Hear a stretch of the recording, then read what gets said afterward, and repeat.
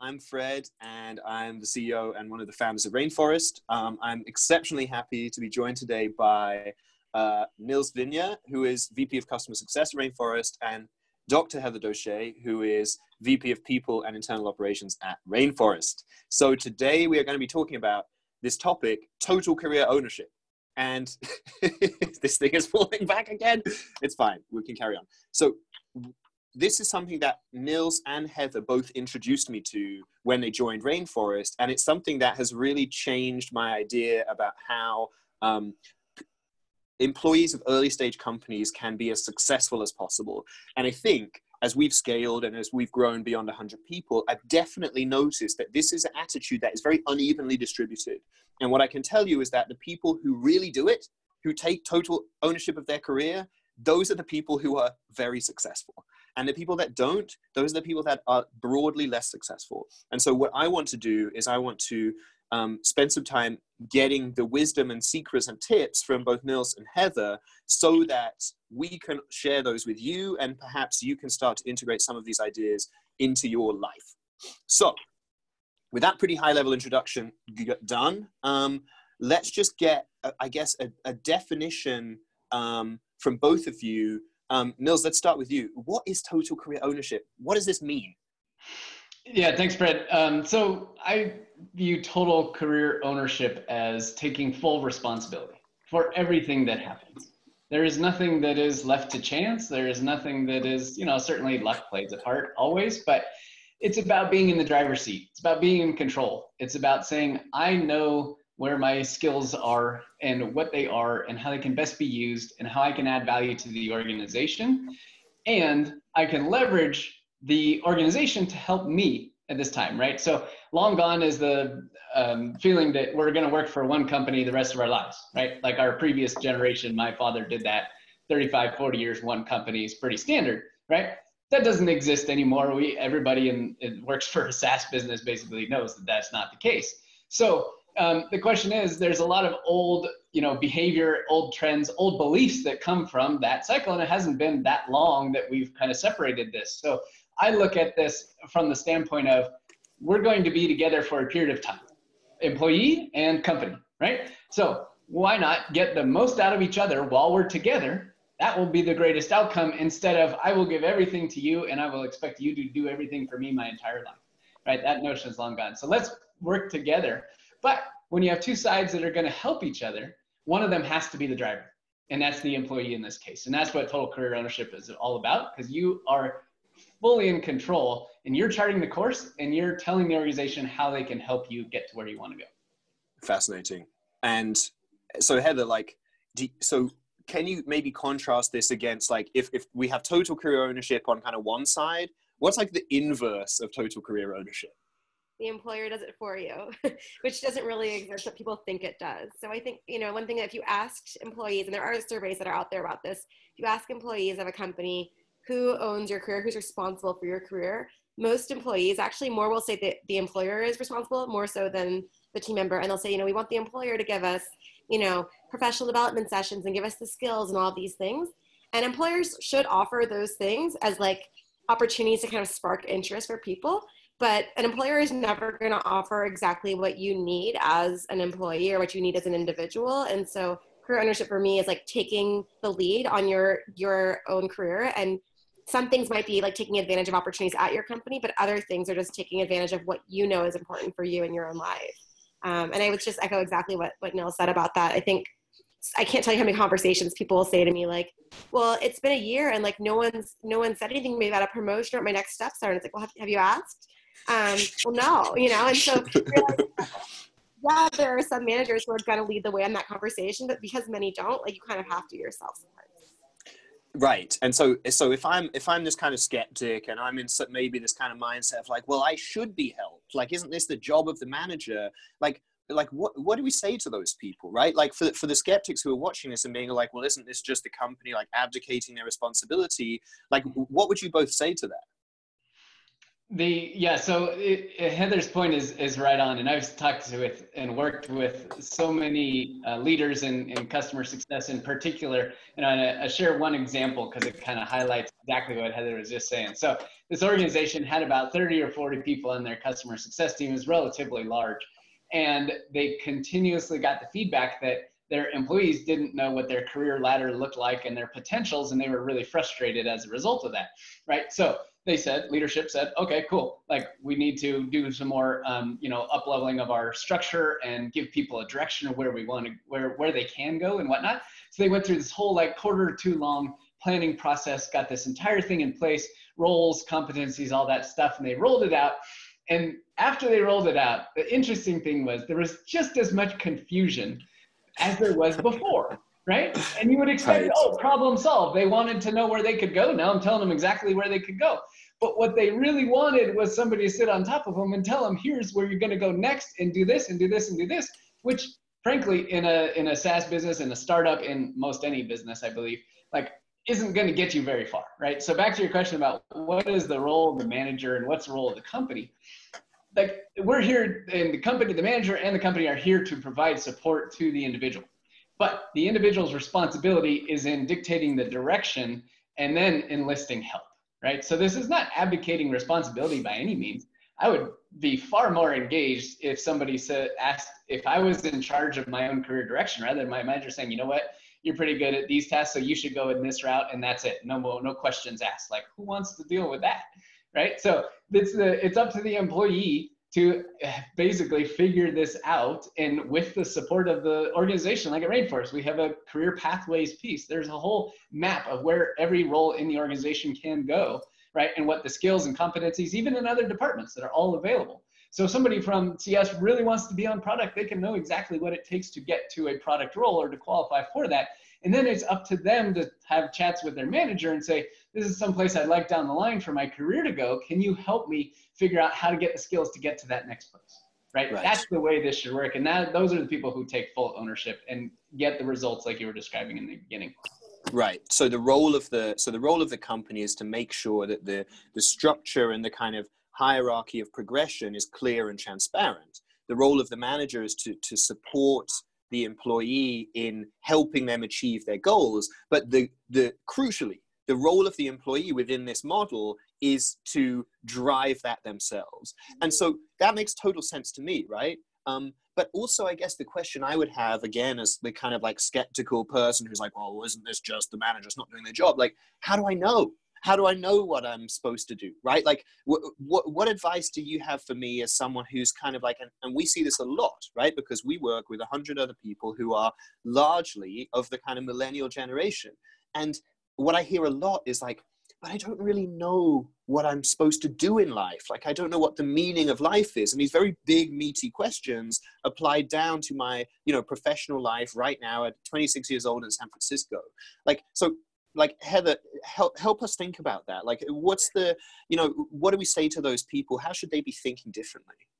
So like a metaphor that I would give to it, it's a pretty like cheesy one, but it's an easy one to visualize, right? Is imagine people are driving and they've got a map and they're trying to figure out where they're going.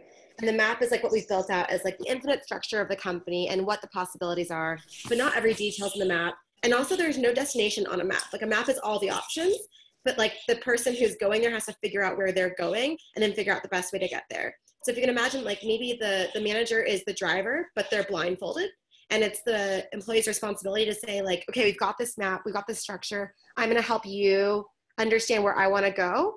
And you can't managers are not mind readers, right? Like a manager doesn't know what you want unless you tell them what you want.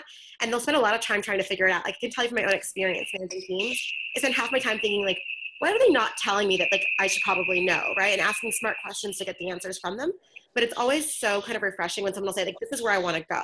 How do I get there? And then they do the things that it takes to get there. And I can guide them. I can remove roadblocks. I can hand them resources, but I can't put them in the seat for them, right? And so like, if we're driving to a location, I can drive them in circles, but it's not going to be getting them where they want to go if they don't tell me where we're going. So it makes a lot of sense. Nils, do you have anything to add?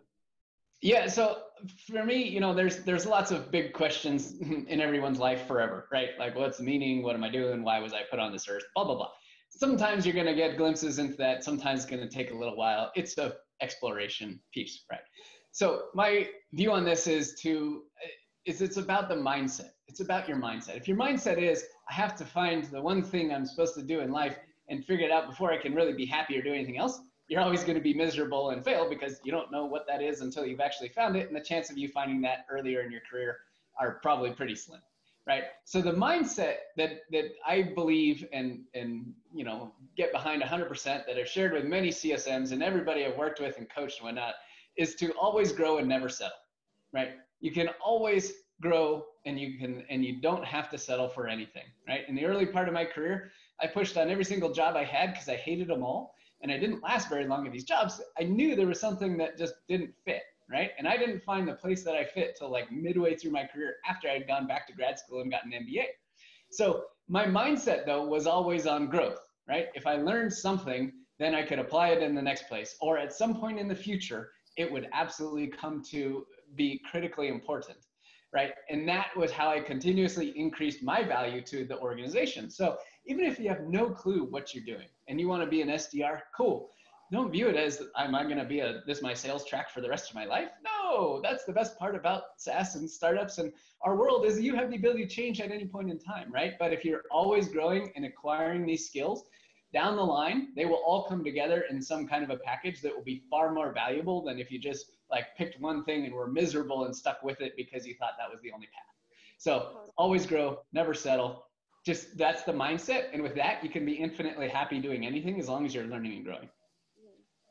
I agree 100%. I think you probably if you ask Nils or ask me, I think probably our stories are similar in that like we both had a lack of understanding of what we were really meant to do until we started like really diving into self-awareness around things that we are meant for. And so like taking assessments like StrengthsFinder, Myers-Briggs or DISC or all these things that are out there, all of these pieces will kind of add up. Like there are some people that are just born super self-aware. They know exactly what they need to be successful. And those people, I envy them. I am not one of those people. I don't have high self-awareness naturally. I have incredibly high other awareness, which has actually caused me to like do things because other people want them for me rather than what I want for myself. And so the big challenge and like pivotal moment for me in my career was realizing this, like realizing that my self-awareness is lower than my other awareness. And then if I don't listen to what I need for myself and figure out what that is, I'll never find it. And so I changed careers at 30 years old from working in higher education for nearly a decade in a really super bureaucratic job that I hated to working in a startup and finding a job that I absolutely love. But it took me like taking examination after examination and realizing what was things that I was actually good at. And it was so crazy because when I started doing those things, I'm like, this isn't a job. Like everyone's realizing not everyone is good at the same stuff. Like you just need to do the thing that you're naturally good at because you'll just be more successful and happy in general. That's such a great point. And let's kind of double down on that a bit before we get into like how we would make this tangible, like, you know, some actual ways that things that people can do to take total ownership of their careers. Let's just take a little kind of detour here down the kind of testing side and understanding one's strengths. Like, so Nils, you and I have worked together closely and we've all worked together as a team on, you know, various different ways of assessing you know, our strengths, our weaknesses, the natural fits that we might be really good at naturally, right? Like, can you speak a bit to that? Like, are there particular tests that people can take? Are there things that you would look at? And once you have the results of those tests, whether it be Myers-Briggs or, you know, the StrengthsFinder that we all like, you know, what do you do from there, right? Like, what are the next steps after that? Yeah, so my favorite assessment is the StrengthsFinder assessment. And if you're not familiar with StrengthsFinder, the Gallup, the research organization, studied high-performing teams and just all teams for 40 plus years, trying to answer one question. What makes a high-performing team, right? Some teams, we've all seen it. Some teams in an organization outperform everything. Some just kind of get by and some probably even fail, right? And why? What makes them different? So they studied this at the research level, conducted hundreds of thousands of interviews. They came down to one conclusion, a single conclusion. They said, the highest performing teams have individuals in roles that maximize their strengths. And when they say strengths, what they mean is things that you are naturally talented to do. So if I were to ask you, either Fred or Heather, you know, what are you naturally talented to do? You probably kind of have a trouble articulating that. It's not exactly something that rolls off the tongue. Usually it comes in the form of, oh, I like working with people, or I like building relationships, or some generic stuff, right? What StrengthsFinder does after you take the assessment is provide a language to describe what you're naturally talented to do. So there is a universe of all the strengths they've categorized. There's 34 total. And everyone is more dominant number 1 to least dominant number 34 on all those strengths. So it's the same set, it's just organized differently, right? And all it does is give you a lens with which to describe what you're naturally talented to do, and it describes how you see the world. And every single time I've taken a coaching client or a team member or an employee through the exercise, you know, the awareness goes through the roof in terms of like, I've never been able to describe that, but that's me, right? They see it and read it, and there's a half a page description, and they can immediately say, wow. And that was what happened for me the very first time I took it many years ago. So the assessment is the starting point for the awareness, like Heather was talking about, right? So many people are self-aware, but it's really difficult to describe what you're naturally talented to do. Before you take the assessment, or if you don't, here's kind of a hacky way to get a view into where your strengths might be. Answer the question, where do you lose track of time? Right? We all have things that we could disappear in, and hours could go by and we'd have no idea that hours went by, right? It just feels like a blink of an eye, and it's 4 hours later, or it's 8 hours later and it's midnight and you have no idea how you got there, right? Those are the things that engage all the parts in your natural talents so much that you naturally don't want to stop doing it, and you lose complete track of time and everything, right? And then contrast that with some other tasks that you have to do, which feel like they take a million years and they're terrible, right? It's kind of a hacky way to look at your world and look at your work and have some semblance of it even before you take the assessment. After you take the assessment, you'll probably see very clearly why certain activities you lose track of time and others seem to take forever. I love it. Yeah, in psychology, it's called flow. So flow is like that weird balance point where you're halfway between challenge and feeling like everything's easy. And that's like that place where you lose track of time, where you're in that state of flow. And you know it when you've been in a project like that. So it's usually pretty easy for people to see, but it's hard for them to take the strength from what it was about that project, not the activity itself, but the strength, and translate that into their life. And that's where StrengthsFinder really adds on, is because it's easy to think, I really like doing this one project where like I was, planning an event, and then you're like, okay, cool. Like that doesn't necessarily mean you're an event planner. Maybe what you liked was the organization of all the pieces and the arranging, and you're an arranger, right? So like there's various things that can come out of it, and that can happen in many, many jobs. So it kind of opens up the world for you of what you could do. Absolutely. Yeah. And as a reflection for myself, like I went through this process with Nils, and then we've been through it again as a kind of exec team. And for me, the massive value came from this idea of like, suddenly I have, as Nils kind of said, suddenly I have like a way to articulate the things that naturally I'm good at and that I'm naturally strong at. And those things that if I get them in a job or a project or in a role, exactly like you say, Heather, I get just lost in that kind of flow state, right? And so it was, I think as much as anything, it's like having a language and a vocabulary to talk about, okay, these are the things I'm really good at. These are therefore probably the things that I'm not so good at. So I can see clearly that we should do a whole nother one of these on testing and strengths and stuff, because that would be very interesting. So let's kind of switch gears here. And so, the audience member now, right, theoretically, they kind of understand that taking total ownership of your career is a good idea. They understand that something that you can do to kind of start to kind of create clarity in this kind of fuzzy picture, which is the meaning of life, as we've talked about, is to do kind of some sort of psychometric testing, StrengthsFinder, etc. So once I have this understanding, like what next, right? Like, so what's something I can actually do? What are the things that you guys see from the people on your team, for the people that you coach and help who have really done this? What are the actual activities? Like how do I go into work tomorrow and behave differently so that I can get this outcome that I think most of us really want? Yeah. I think the first thing to do once you realize kind of what you're meant to do is to create like a realistic long range goal. That you want to end up in this place at some point. And if you don't, you'll be happy somewhere like the shoot for the moon. If not, the stars are great too, kind of thing. And then figure out what that is, and then figure out what that first like set of phases or steps could be, because you might want to change it over time.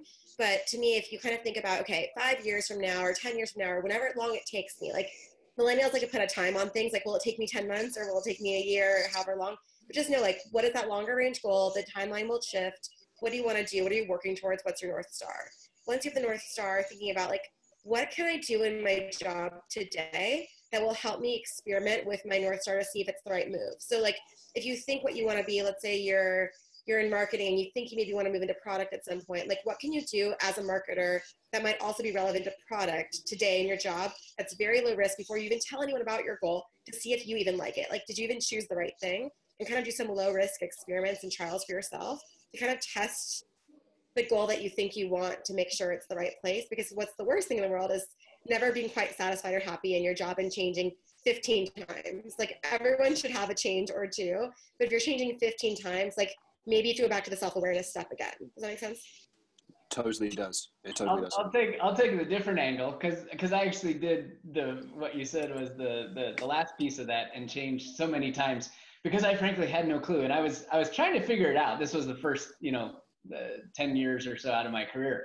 And back to the, always push. I was willing to do that, and I was always willing to learn, but nothing really hit for me until the very first night of my grad school class. And I sat in a class, it was a management and organizational behavior class, a topic that I had zero idea about.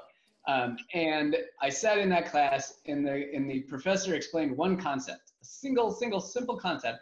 And all of a sudden the lights went on, and I suddenly could see my entire history with all these startups I had been with, and why I fundamentally failed at what I was trying to do, which was get promotions and earn more responsibility. But the manner in which I went through it was not very effective, and it was all led to this one thing.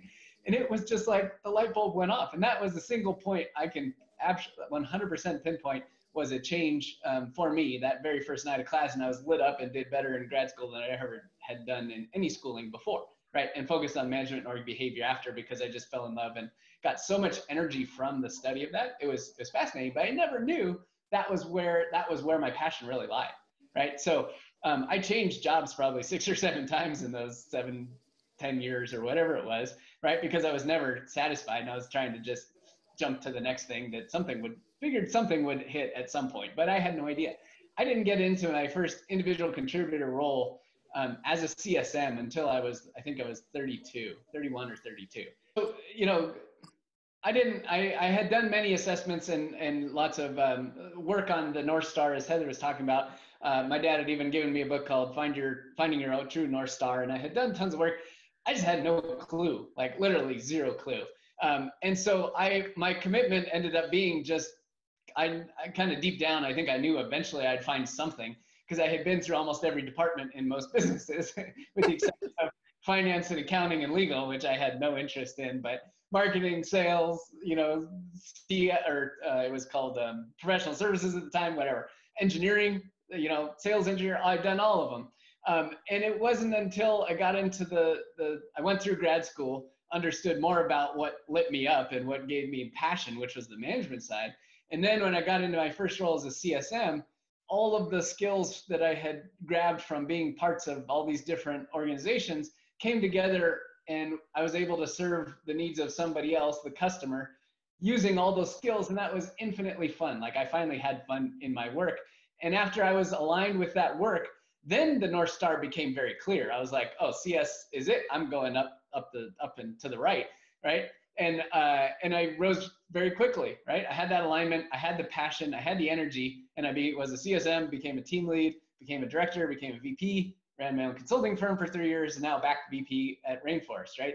So I didn't know what the North Star was for the first 10 plus years of my career. It was only the continued push to discover where I fit in this professional world that got me finally to a place where I found it, which I'm very thankful I did. And once I had that, then it was clear how I could skyrocket and go up and do that. So for me, it's all about alignment. And as you're exploring your career and the work that you do, if you have the mindset to always push and never settle, and you're looking for alignment with your work and your personal life, it's very clear when you're in alignment, and it's very clear when you're out of alignment. And that it can be a guiding force if you're not ready to select the North Star just yet. Right. And I think, that's something that I've been so impressed with time and time again with both of you, is that both of you have gone through that same experience that I went through as well. And I think because of that, you've been exceptionally successful in relatively short amounts of time. And, it's funny because it's something that my friends ask me all the time, and it's something that I see all the time, right? It's like, now Rainforest is a growing company and I'm like CEO and founder, and everyone's kind of like, I can kind of see when they first meet me, they're like, what's special about you? And I never take that as an insult. I take that as exciting, because I'm like, in my head, I'm like, nothing is special about me. I was just lucky, and combination of lucky and smart, that I figured out exactly what both of you figured out early enough in my career, that I was able to like throw all of my energy into alignment with my strengths, And so I think that it's just funny, because it so often feels on the outside like there's some kind of extreme intelligence or genius or whatever it makes people really successful in their careers. And I think probably the three of us are aligned in really actually believing that it comes much more down to, like, everyone has this set of natural strengths, and most people spend most of their time kind of trying to correct their weaknesses rather than aligning the role with their strengths and then leaning deep into those. So I love that, and it makes a lot of sense to me, and hopefully this will be useful for some people. So I want to get super tactical now, right? Let's imagine that someone watching this is in a role. In general, they like the role, they like the part of the company. Let's say they're in marketing, for example. They really like marketing. They think it's aligned longer term with the things they're interested in, they're excited about, but maybe they don't quite feel like they're really doing as much as they can. Maybe they feel like they're kind of parked in a, kind of like little driveway, and actually they want to be, somewhere else. Like, and without kind of, keeping it relatively tactical, without getting to the kind of like career life goal level, but like for that person in marketing, like what are some of the things that they can do that will start to align with what we've been talking about, right? Taking total ownership of their career. What can that theoretical person do? What's some like day-to-day, week-to-week things? What's some exercises that they should start doing beyond the stuff that we've kind of talked about? There's so many things. I have these conversations every day, because part of my job is like, people come to me and say, I'm thinking I want to talk to my manager about a change in career, but like, I don't want to talk to them until I know I want it. What do I do? And I had a conversation like this yesterday. I have one at least once a week with a different rainforester. And even before I was in a role that was officially career development, I was having these conversations with people at their companies, just because I enjoy having these conversations, because I geek out on this stuff. So I think the most common things that have been helpful to people, I've suggested a lot of things, and some things are not as helpful, but the most common thing I would say is like, kind of like set yourself up in phases of like a little bit more risk, a little bit more risk, a little bit more risk, and kind of like test, like dipping your toe in the water before you decide if you want to move forward, because you don't have to commit to something. And a lot of people, I think it's a millennial trait, I have it too, we say we're going to do something and then we commit to it whether we want it or not, and it's almost like the need to win that kind of drives it, rather than the enjoyment and fulfillment that comes with it. And then you get to this place where you're like, how did I end up here? Right. And so having that mindset of openness and exploration, I think, is a really healthy one to have. So kind of starting with that mindset and then trying out a bunch of things. One thing that's been helpful is subscribing to the blogs of the area or field that you think you might want to be in, just because it's like the lowest risk thing you can do. No one has to know. You're just reading articles. And if you're not interested in the topics of those articles, if those don't spark your energy and kind of think like, oh, I want to work on that, like maybe it's not for you. Even if you think it's like the right career path based on what someone has told you, if you're not excited by what's happening there, it's not for you probably. And moreover, like there's so many facets within every job. So like if you want to move into marketing per se, like there's so many different fields within marketing and different strengths that would be required for each of those roles.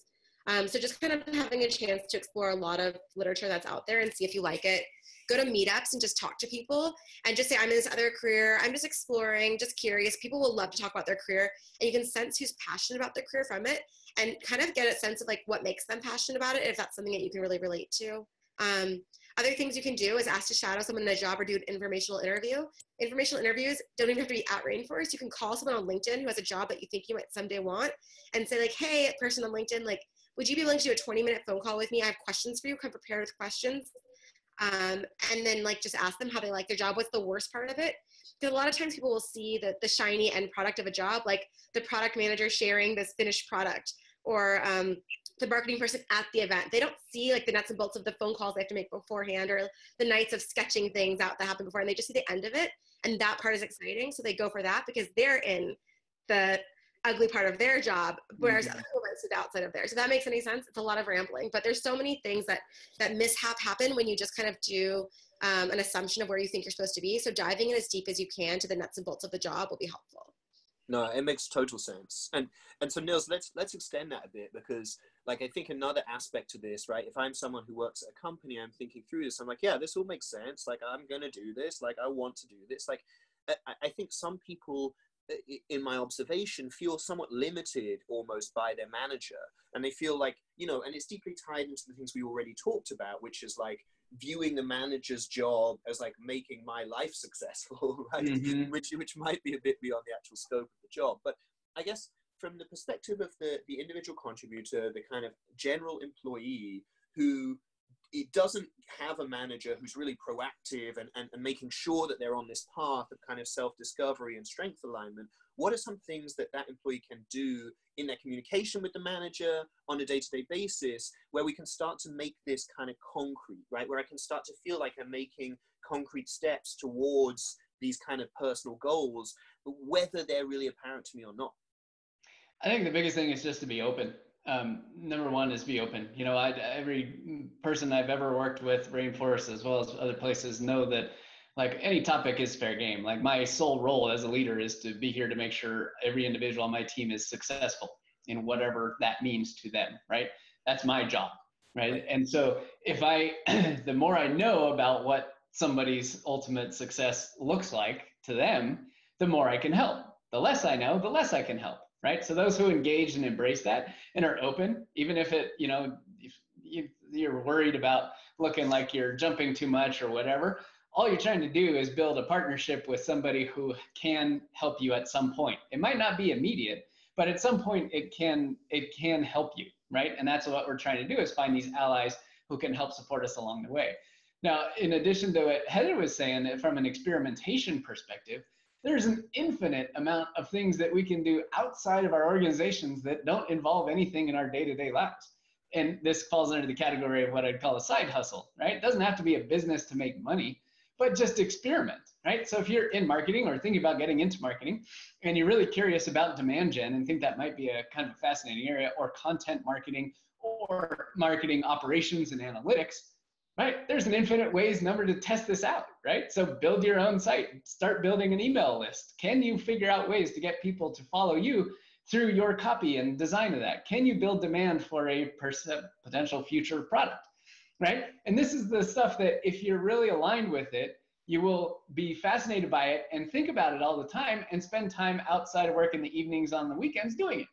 And if you're not aligned with it, it will fall off the list very quickly, and you can kind of check that off and be like, yeah, probably not the best fit for me, right? So you can experiment, and with the amount of tools and services and everything that's both free and paid at very nominal cost today, just in the marketing realm, like there's an infinite number of things that you could do. And if you really want to explore it, explore it, right? And then when you have the conversation with your manager, I'd really like to think about marketing. Here's what I've been doing on the side. I've been reading all these experts, like Heather was saying, and I even created, you know, this newsletter mailing list, and here's my content marketing plan, because I was really curious to see if, based off of my knowledge and expertise in one area I know really well, it doesn't even have to be your job today, can I influence other people who might be interested in the expertise I already have, but through marketing channels, right? So that's a fascinating way to, you know, experiment. And you can do it completely on your own. Your manager never has to know that you're doing it. But the more they know, they might be able to assist you or connect you with somebody else in their network who they've worked with in the past, who is excellent at those things. So, you know, we're very fortunate in terms of the ability of the number of swings that we can take in any direction, right? And this experimenting on the side is exactly that. And when you are willing to dedicate your own personal time, when you're exhausted, and when you're done working for the day and on the weekend and you just want to relax, when you are driven to do that, you will have a very clear idea of more alignment and where you might want to go. Awesome.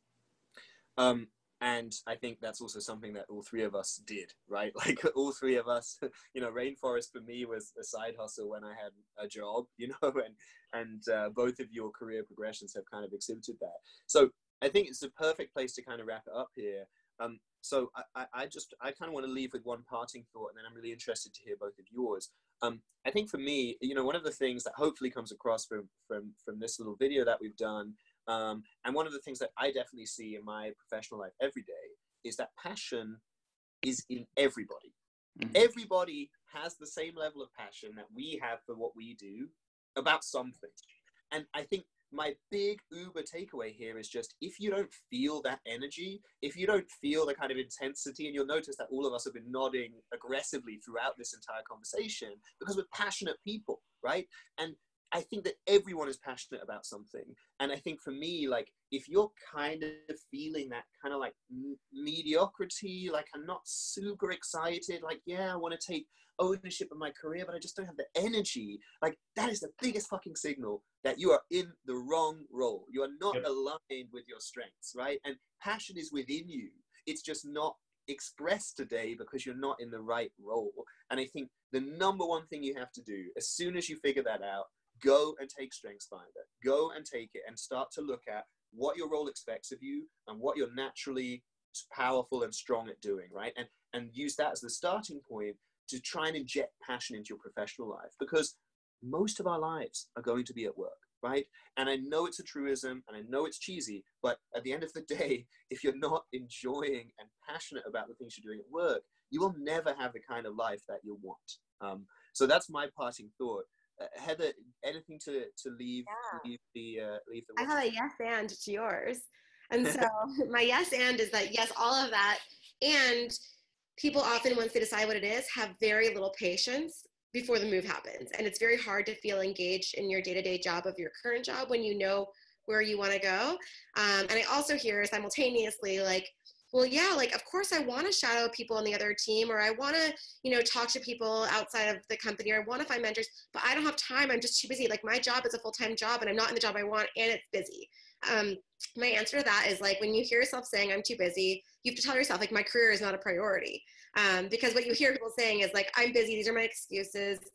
Like, this is not part of your job to find a new job. This is part of your own personal career development. It happens outside of the office. Like, when you have an opportunity to, like, maybe shadow someone in office, that is a perk. That is not an expectation. Like, you should be going outside above and beyond. If you feel like you're too busy, like, treat it like a hobby. Or if you were to find a new job outside of Rainforest, like, you would have to go out and interview outside of working hours, right? So, like, take those same hours and apply them to that career development within Rainforest, and you can find your new job within Rainforest, right? So, like, to me, all of those things are true. You've got to find what it is, and you've got to, like, make the changes happen for you through self-awareness.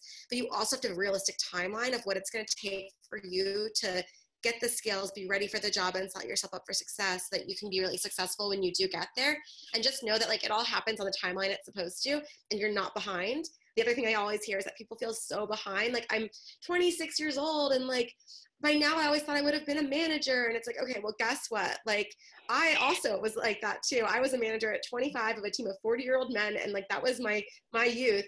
And then it took me, because I was so hyper-focused on this path, that I'm, like, at a conference at 30 years old. I'm like, I hate this job, but I was in the path. So, like, the path isn't the answer. Happiness and fulfillment is the answer. And, like, you're not going to find that when you're not able to, like, really think intentionally about what you're even doing. So, like, know that it will all happen in good time, and, like, don't make it that you're too busy to have time for it. Very wise words. Love Nils? It. Love it. Love both of what you both said. I have two key takeaways. One is a question that you can ask at any point and continuously and forever. Are you the CEO of your career? Very simple question, right? And then when first time I heard this was at another presentation during grad school. Someone from the outside, a speaker, came in, and it was a Saturday morning. And, so I obviously was passionate enough to get up on Saturday morning, leave wife, and I had one kid at the time, go sit in an auditorium for 2 hours and listen to this guy talk. Hit me to the core, right? At the time, the answer was no, right? And I was like, wow, okay, what is it? Because I looked up to many CEOs all the time when I had worked at startups and even some larger companies. Like, they were in control, right? They are responsible for the strategic direction of the business and ensuring that everything in the business runs, and ultimately we execute and hit our targets and report to a board, right? And I was like, wow, that's really the exact same thing as a career. So why am I not the CEO of my career? I'm the only one who gets to call the shots. And that put into a monstrously different frame of mind for me, how to think about the ownership piece. And that's really where that was the day it started. The second point is, don't be afraid to spend money on yourself. right? And this comes back to the growth piece. So I've invested over $100,000 in myself from an education and growth perspective over the last 10 years. Easy, probably even more than that, right? So don't be afraid to sign up for a course and experiment and test it out. Even if you only get one thing out of it, that will be a growth and that will be worthwhile regardless, right? Don't be afraid to invest in books, even if you only read part of it and think it's crap and toss it aside. That's okay, right? Don't, take more swings and invest in yourself, because it will always pay off, because you're focused again on the growth side. And as long as you're growing, you're going to be able to add more value down the line and continuously to not only your, your current and future employers, but also yourself, right? You're your own asset. You're the CEO of you, and you have to continually build the value of you. And if you don't invest in yourself and you're the same you in a year from now, you actually decrease, you're actually less valuable than someone who's been investing in themselves. So don't be afraid to spend money, and yeah, just kick ass.